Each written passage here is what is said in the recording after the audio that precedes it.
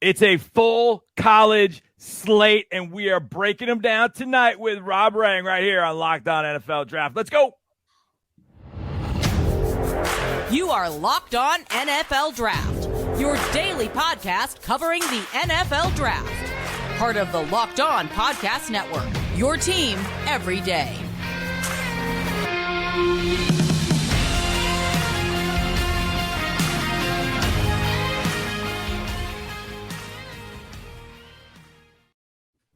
Yes, sir. We are a 100% full-on inclusive show here on Locked On NFL Draft because, you know my guys, Eric Crocker, former NFL, AFL defensive back, at Eric_Crocker on Twitter. You know Ryan Tracy. Ryan, show the Jayhawk gear. Show it. Show it. There you go. Ryan Tracy, at Ryan Tracy NFL from Rogue Analytics. But we are inclusive. We bring in everybody. I'm John Harris, the host, footballtakeover.com. I almost forgot my own website, owner-operator of that. And also do some stuff with the Texans. But NFL draft analyst from Fox Sports, a guy that I go way back with, Rob Rang joins us. Rob, glad to have you with the group, my man. How you doing? I'm doing very well, John. It's good to see you, but it's been a long time.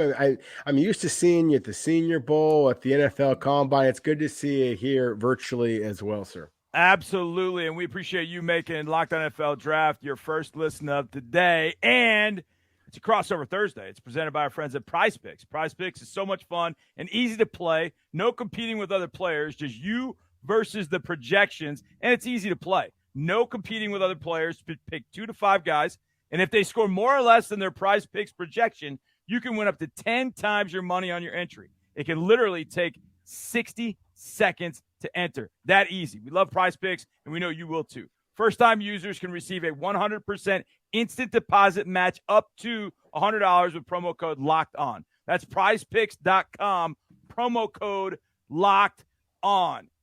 And I know the guys over at Prize Picks and anybody with the Prize Picks app is going to be dialed into games this weekend. And the first one we want to hit, Ryan, show them again.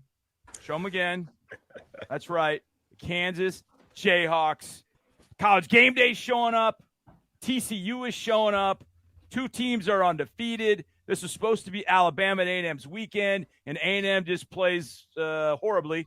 So they get no love this weekend. It's TCU at Kansas. Rob, what are we looking for in this TCU-Kansas game? There are probably more prospects here that maybe people know about, but give us your thoughts about what TCU and Kansas we should be looking for.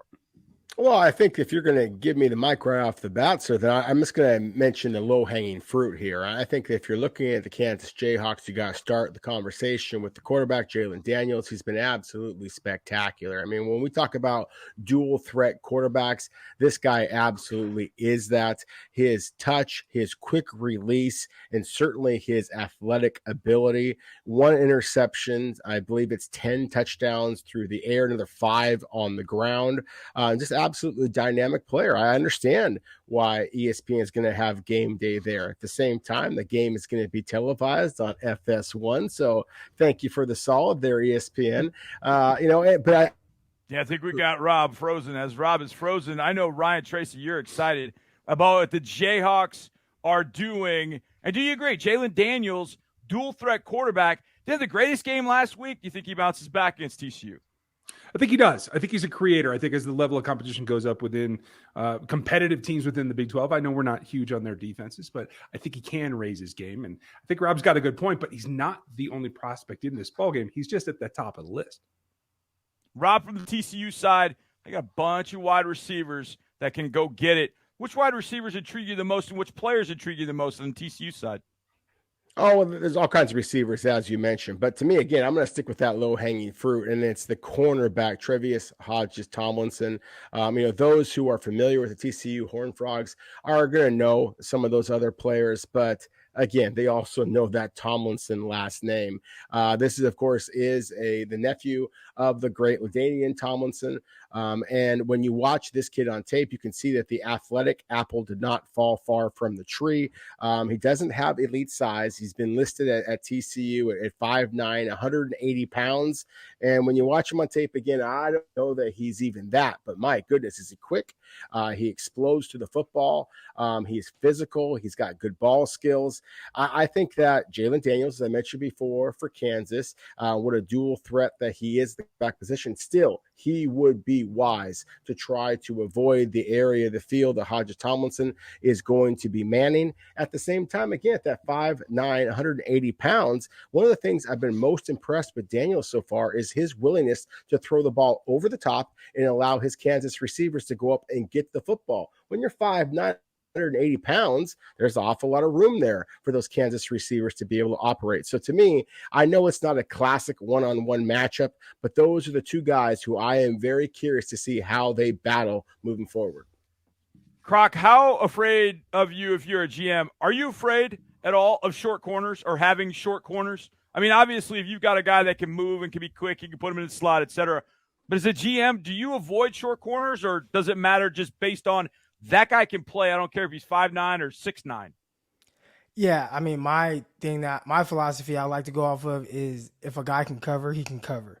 So if you're 5'9", 180 pounds, but you have, you're very quick-footed, you have really good hips, your change of direction is terrific, we'll find a place for you on the field. Now, I think that all sizes can play outside. We're talking about TCU right now, and there's a player on the 49ers who is really good at TCU, goes by the name of Jason Verrett. He's a guy who's about 5'9", 5'10", not the biggest of guys, but he could play on the outside just as well as anyone in his prime before he was getting all banged up. So, yeah, definitely. If you're 5'9", 5'10", but you have sticky man coverage skills, I don't mind if you're not 6'1", 6'2". Matter of fact, I think it's easier for those smaller guys to match the movement skills, match and mirror the movement skills of those bigger receivers. Yeah, no doubt. That's going to be a fun one. TCU, Kansas. It is the game of the weekend. And who had that going into the 2022 NFL or the college season? My goodness. When we get back, there's a game down in Death Valley. You have to figure out whether that's Clemson or LSU. It's LSU because Clemson's on the road. So Tennessee's taking on LSU. We'll talk about that one next. We got to talk about Elias Game Plan app. Now, every single weekend, without fail, something happens in the NFL game that I'm calling, and without fail, one of the three of us says, hey, is that a record? Does that qualify? Has that ever happened before? And somebody says, hey, go call up Elias. Well, what if you could have Elias Sports Bureau in your pocket, basically? Well, that's what Elias Game Plan is. It's a sports app from the most trusted name in sports stats, and it gives you all the accurate information before, well, maybe placing a bet or locking in your fantasy lineup. You have that app with you, and you are all set. Now, we use it for our broadcast. You can use it for whatever reason you want, and you can always have a little did you know right there with Elias Game Plan app. Take this NFL season to the next level and download the Elias Game Plan app today. Choose from 3 game plans when you subscribe, weekly, monthly, or annual. I can get you 25% off your first month when you choose the monthly subscription. So you do a month, 25% off. You just got to use the promo code LOCKEDONNFL25. That's LOCKEDONNFL25. Find the Elias Game Plan Sports betting in the App Store or Play Store, Google Play Store today. Use my promo code LOCKEDONNFL25. It's the Elias Game Plan Sports app. Get it today. Appreciate you guys for making Locked On NFL Draft your first listen every day. Now make sure you check out NFL Key Predictions every Friday on Locked On NFL. Locked On's local experts give you the inside scoop on the 5 biggest games of the NFL weekend, including Sunday and Monday Night Football, plus betting advice from the field's leading experts, BetOnline. Follow NFL Key Predictions every Friday on Locked On NFL, available on the Odyssey app, YouTube, and wherever you get podcasts. And welcome back to the show, Ryan, Eric, me, John Harris, and also our guest, NFL draft analyst from Fox Sports and an old pal, Rob Rang. Rob, we did a little Big 12 in the first one, talking TCU, Kansas. Tennessee and LSU, quietly, LSU 4-1 on the year. If they wouldn't have botched that game to Florida State, you could talk about LSU being 5-0. I don't know if they deserve it, but LSU 4-1, Tennessee 5-0. Tennessee at LSU, you got Hendon Hooker, you got B.J. Ojulari. Which itch do you want to scratch first, Rob Rang? Tennessee's quarterback or LSU's edge rusher? Well, I think you got to start off with Tennessee's quarterback. I mean, we know that quarterbacks are all the rage. They are the most important player in all of team sports. And Hendon Hooker, I think that it's been kind of criminally underrated at this point. I mean, this is a guy who's got a 61-10 career touchdown to interception ratio. I mean, his first season at Tennessee a year ago, I think it was 31 touchdowns against just 3 picks. I mean, that's ridiculous numbers against the SEC. And then he was pretty darn good at Virginia Tech, of course, as well. I see a quarterback who maybe isn't quite the elite runner that some of the other dual threat quarterbacks are, but he's smart with the football. He does make decisive, quick decisions, and I see the accuracy that I'm looking for a big-time quarterback. I thought that he was a first-round quarterback coming into this NFL season, or this college football season, and I have seen nothing to suggest that should change. I mean, this is a guy who, again, there's no question about it. The Josh Heupel, the former Heisman Trophy Award winner, of course, Josh Heupel is the head coach of Tennessee. There is no doubt about that his system has helped Hendon Hooker. But at the same time, the decision-making, the accuracy, the poise in the pocket, one of the things I like most about him, he's got what I like to call quiet feet. When he has a clean pocket, he doesn't scramble. He keeps his feet solid. He makes a decision. He throws good, accurate footballs. It's very, very rare that I see a pass from Hendon Hooker that I think is, well, that was just a misfire there. And I've seen an awful lot of quarterbacks, so have you, John, go into the Senior Bowl where they're guys that, hey, they have all the arm strength in the world. They've got a great, completion percentage against weak competition. When you have been a star against 2 different levels of top competition, and the tape matches all of those statistics, then that equates to a first, second round pick. And that's exactly what I think Hendon Hooker is. I'm really excited to see how he is able to handle the pressure of Death Valley, because it is no joke, of course, going into LSU, especially with the pass rush and the fact that they have 5 defensive backs, 5 that are on the Senior Bowl watch list. So to me, this is the matchup that we've been waiting for Hendon Hooker. You would think that he would get more love after the Florida game, throwing for 350 yards, running for over 100 yards. That was his biggest game. And you talked about the efficiency and not missing on passes. He completed almost 80% of his passes in the game, where every play was big time, and it meant a lot in that game. Those quarterbacks, they were dueling it out in that game. So not a whole lot of chatter about what Hendon Hooker is doing, even though at Tennessee, he's kind of carrying this roster right now. Yeah, I don't think there's any question about that. I think one of the things that I will have an eye on, we always talk about quarterbacks with adversity, right? How do they deal with adversity? And I think throughout Hendon Hooker's career, at Virginia Tech, they kind of pushed him to the side. It was more Burmeister they were going with. And so he's like, all right, I'll transfer to Tennessee. And Tennessee had Joe Milton come from Michigan. And it was finally Hooker got that job and took it over. But all of a sudden, things are running real smooth until you lose a potential first-round wide receiver in Cedric Tillman. Josh Heupel said that Cedric Tillman, who I love, had surgery on his ankle this week. Now, he didn't rule him out for the LSU game, which I'm like, wait a second. He had surgery. How is he not going to play? How is he going to play against LSU? I don't know how he's going to pull that off. But he's not lacking for weapons. And I think one of the biggest secrets about Tennessee is Jalon Hyatt, number 11. This guy might be the fastest receiver I've seen throughout the season. I don't know. Charlie Jones of Purdue is right up there with him. But I saw this guy catch the ball the first time. I thought, that's not Cedric Tillman. Who is that? Because that guy looks like Willie Gault. And that dude can absolutely fly. So I'm looking at him have a big ball game. B.J. Ojulari is going to be the one LSU defender. I don't know if he can wreck the game, Rob, but he can make it very, very uncomfortable for Hendon Hooker on Saturday. Your thoughts? Oh, absolute dynamic talent. I mean, again, LSU with the secondary play that they have, the crowd noise that they have, and and then with Ojulari as the edge rusher that he is, Tennessee, of course, lost some offensive linemen this past year. And so I really think that is going to be an interesting matchup. Again, one of the things I've been most excited about with Hooker has been his poise. And so I think that is very much going to be tested in this game. So again, all year long, this is the game that I've really excited. I mean, sure, if they get the SEC championship game, you want to see them against Alabama, et cetera, et cetera. Of course, it's going to just be that much more difficult as the season goes on. Showdown. But in terms of an early October football game, this is the one that I want to see for a senior quarterback that, as you guys mentioned before, and Croc mentioned that, he's getting pretty much overlooked by a lot of people. Everybody is hyping up some of the other quarterbacks who have shown a greater arm or whatever. In terms of just consistency throughout his entire career, then Hooker has been in. I wonder if Hooker's name was maybe something as smooth as John Harris or Eric Crocker or Ryan Tracy, that we might all be talking about him as a first-round pick. The fact that his name is Hendon Hooker, I almost wonder if that's the reason why people are kind of laughing him off, because there is no doubt that the tape speaks for itself. He has been a really good football player for a really long time. Well, there are going to be some NFL cities where Hendon Hooker is going to fit right in. I'll just say that at some point. But I agree with you. When Eric and I did our top 5 quarterbacks together, our consensus Locked On NFL draft, we had him at number 5. And we probably could have argued to put him a little bit higher, but felt good with him at number 5 right now.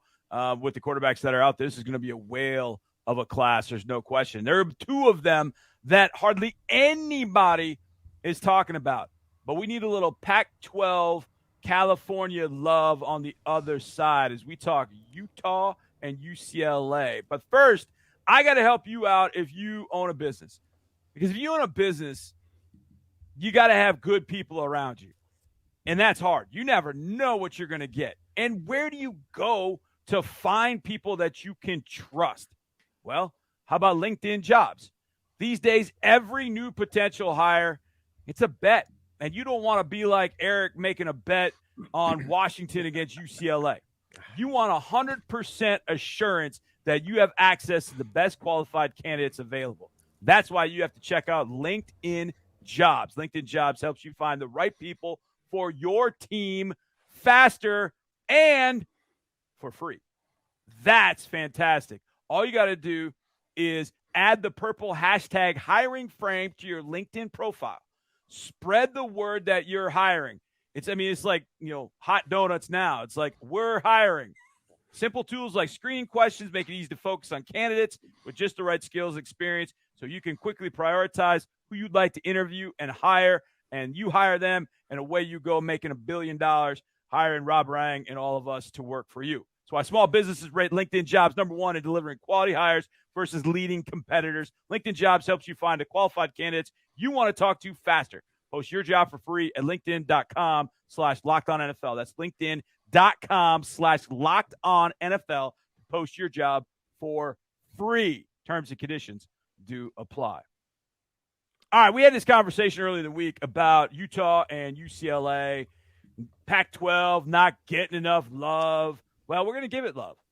Utah, UCLA. Croc, I know you brought this game up. We were talking about it. Cam Rising, DTR. I'm going to go out on a limb and say this is my favorite game of the weekend. I think that people aren't staying up late enough at night to watch the Pac-12 and what's going on there. And if you did last week, I know we watched Penix and people have been really high on him, but I thought he had a bad game. But on the other side of the field, you had DTR, and he had a terrific game. And not only did DTR have a terrific game, he's showing everything that you want to see. He has the necessary arm strength. He definitely has more than enough mobility. He has the playmaking. He plays with the swagger. I saw him post a picture basically saying that he's Washington's daddy. I mean, he's jumping over players. And then you look at some of these receivers over here that they have. We talked about Bobo, and a 6'5", 215-pound receiver who's averaging over 17 yards per reception. Zach Charbonnet in the backfield at UCLA. They are undefeated. Why are we not talking about what Chip Kelly has done at UCLA? Because for the first couple of years, he was kind of a laughingstock. And people were like, oh, is he going to get fired? Is he going to make it? And it's hard to make it at UCLA. You know, the academic restriction, I don't even want to say restrictions, but what they ask of you as it pertains to academics is much higher than some of the other schools in the Pac-12. So it takes a lot to get in there. Have to have a certain type of prospect. They're doing great with what they're getting in there right now, and don't think they're being talked about enough. I got to hold it down for the West Coast, man. I know you do. Ryan, Tracy, Utah, often forgotten about, but one of the best coached teams in the NFL or in college football. They send players to the NFL regularly, and their tight end room is one of the best in college football, top to bottom. Do they have a shot going to UCLA in the Rose Bowl? Last time they were there, they had a shootout with Ohio State. Cam Rising, the quarterback, that tight end room. What are your thoughts about Utah taking on UCLA? Do they have a shot? I mean, anytime you walk on the field, you got a shot, but I think Rising increases that. I'm a Rising fan. Is he inconsistent? Yes. You got to question a little bit of what he's going to give you each week, but he has it in him to do. And I think he's one of those guys that rises to the occasion. I think he's going to have to as well. Because if I'm Kareem Reed and I have to go try and bring down Zach Charbonnet all day long at 6 foot 225, I have trouble with that. Good player, really difficult matchup. So I feel like they're going to be able to roll. It's going to help DTR get on a roll. And that's going to bring it back to Rising. And have to keep moving with his legs. I hope he doesn't over scramble, but I do think he is going to be the catalyst.